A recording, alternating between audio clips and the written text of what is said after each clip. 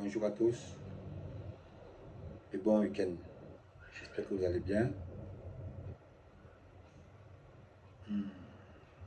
J'ai reçu hier ici à la maison un jeune garçon, un jeune manager qui est venu pour certains problèmes. Il m'a posé tellement de questions très pertinentes. Du genre, comment à votre époque ça marchait, pourquoi ça marchait, pourquoi il y avait des résultats, pourquoi il y avait des performances.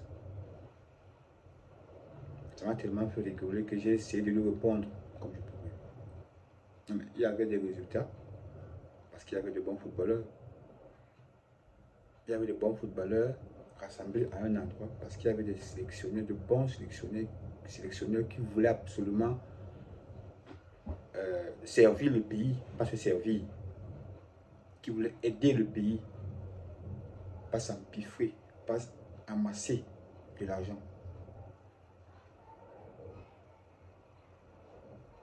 On a une époque où quand on se rassemblait, il y avait un jeu par exemple en stage, à ton âme et conscience, tu confirmes que ces joueurs ils méritent d'être là. Parce que ce qu'il faut en championnat est exceptionnel. Mais aujourd'hui, ce n'est plus ça. Ce n'est plus ça. Et en plus, on avait des coachs qui méritaient d'être là. Qui avaient les aptitudes pour être là. Qui avaient le potentiel pour être là. Qui avaient des éléments pour être là. Mais aujourd'hui, ce n'est plus le cas. Ce n'est plus le cas du tout. Tu vois des gens qui te disent qu'ils ont une licence ACAF, qui n'arrivent même pas à faire un classement de 11 entrants, qui n'arrivent même pas à tenir un discours soutenu face à leurs joueurs en réunion technique. C'est grave, c'est pathétique. Ça fait honte. Mais c'est ces gens qui me parlent beaucoup. Ils ont toujours à dire, ils dénigrent les autres, ils dénigrent les autres collègues, ils dénigrent, ils méprisent, ils insultent. Pourtant, à notre époque, tu voyais des coachs, il y a des coachs. Tu vois le coach Togo Pilé, le coach Doumbé Bosso, le coach Akono, le coach Mbaga, le coach Nke. Mais partout où il passait, il laissait les marques. Et c'est des gens aujourd'hui sont d'une humilité mais extraordinaire.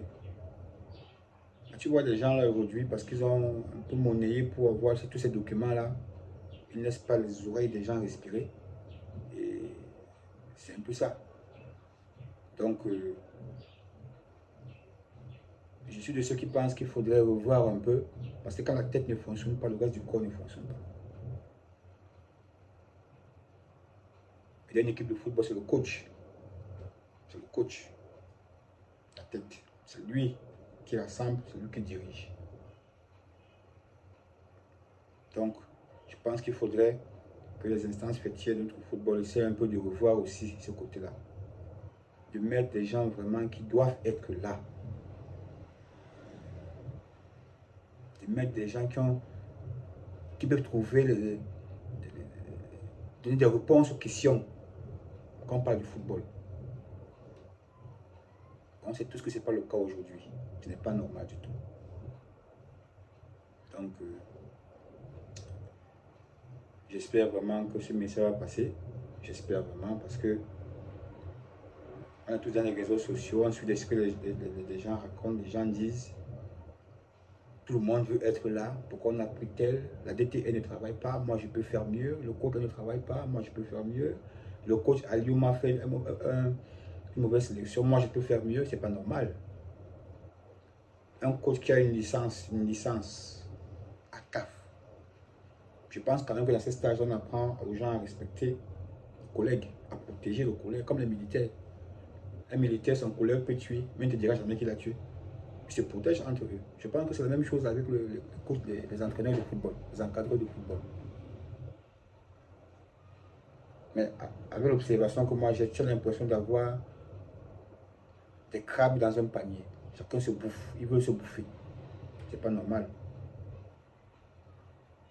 Donc tu vois des coachs qui ont laissé leur marque ici, ce que j'ai cité plus haut, des gens respectueux, respectables, polis. Ils n'ont rien à dire, ils ne parlent pas, ils sont mieux comme des carpes.